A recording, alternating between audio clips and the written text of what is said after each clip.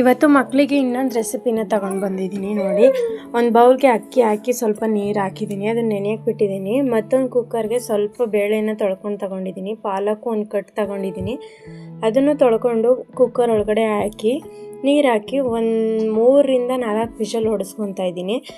Whistle ಕೂಗಿದ್ಮೇಲೆ ಅದು ಪೂರ್ತಿ ತಣ್ಣಗಾಗೋದಕ್ಕೆ ಬಿಡಬೇಕು. ತಣ್ಣಗಾದ್ಮೇಲೆ ಒಂದು ಜಾರ್ಗೆ ನೆನೆಸಿಟ್ಟಿರುವಂಥ ಅಕ್ಕಿನ ತೊಳ್ಕೊಂಡು ತಗೊಂಡಿದ್ದೀನಿ, ಮತ್ತು ಬೇಯಿಸ್ಕೊಂಡಿರೋಂಥ ಬೇಳೆನೂ ಮತ್ತು ಪಾಲಕ್ನೂ ಎರಡೂ ಕೂಡ ಹಾಕಿ ಆಡಿಸಿದ್ದೀನಿ ನೋಡಿ. ಈ ರೀತಿಯಾಗಿ ಬಂದಿದೆ. ಇದನ್ನು ಒಂದು ಬೌಲ್ಗೆ ಸರ್ವ್ ಮಾಡಿಕೊಂಡು ಮತ್ತೆ ಗ್ಯಾಸ್ ಹಚ್ಚಿ ಇದನ್ನು ಕುದಿಯೋಕ್ಕೆ ಬಿಟ್ಟಿದ್ದೀನಿ. ಇದು ಕುದೀತಿದ್ದಂಗೆ ಸ್ವಲ್ಪ ಉಪ್ಪು ಹಾಕಿದ್ದೀನಿ. ನಮಗೆ ರುಚಿಗೆ ಎಷ್ಟು ಬೇಕಾಗುತ್ತೆ ಅಷ್ಟು ಉಪ್ಪನ್ನ ಹಾಕಿ ಚೆನ್ನಾಗಿ ಮಿಕ್ಸ್ ಮಾಡಿದ್ದೀನಿ ನೋಡಿ. ಈ ಥರ ಕನ್ಸಿಸ್ಟೆನ್ಸಿ ಬರಬೇಕು. ಇಲ್ಲಿ ಅನ್ನ ಥರ ನಿಮಗೆ ಕಾಣಿಸ್ಬೋದು. ಅಕ್ಕಿನ ನಾನು ತುಂಬ ನೈಸಾಗಿ ರುಬ್ಬಿಲ್ಲ, ಯಾಕಂತಂದರೆ ನನ್ನ ಮಗ 11 ತಿಂಗಳಾಗಿದೆ. ಅವನು ಸ್ವಲ್ಪ ಅನ್ನ ಎಲ್ಲ ತಿಂತಾನಲ್ಲ, ರೂಢಿಯಾಗಿದ್ದಾನೆ. ಅದಕ್ಕೋಸ್ಕರ ನಾನು ಈ ಥರ ಮಾಡಿದ್ದೀನಿ.